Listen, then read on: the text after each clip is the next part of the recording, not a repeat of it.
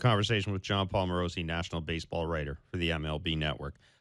Talk to me a little bit about Yoan Moncada. We've heard a lot about him. We had Rob Bradford on yesterday talking about him. He is, in most people's mind, the consensus top prospect in the game. He is joining the Red Sox.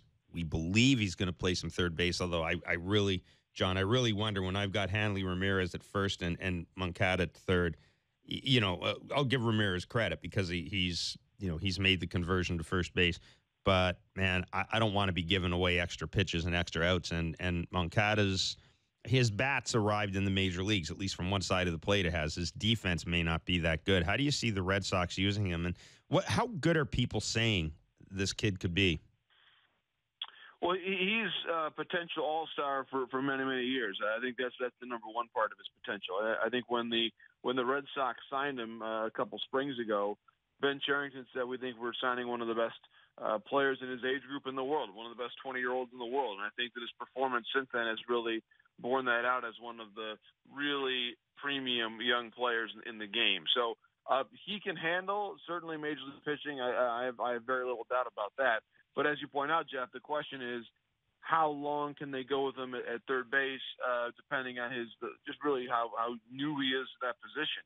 I think we'll see John Farrell have some arrangements where Moncada starts the game at third and maybe he gets his 3 at-bats and then he leaves for defense if the Red Sox are up. I think that's going to be a very common arrangement because really they have not gotten any production at third base since the All-Star break. I think Alex Spear of the Boston Globe pointed out basically they're the worst in terms of OPS at that position since the All-Star break. So you've got to address that. And the Red Sox, of course, internally with their group, they've got a history of bringing up young players in key spots and having success. Of course, they did that in 2013 with Xander Bogaerts, and he was playing third base at the time with Stephen Drew at short. Now Moncada comes up, he's playing third, which is out of position for him. He's probably more likely a second baseman and outfielder. So it's definitely out of position, but I think that the offensive upside is big enough that you go ahead and do it.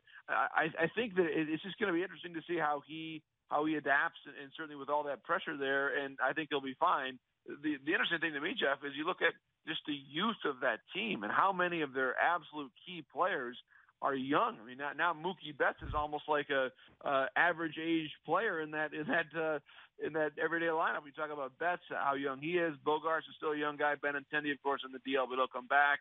Bradley's a young guy. I mean, they've got a lot of youth on that team, which I think certainly bodes very well for the long term.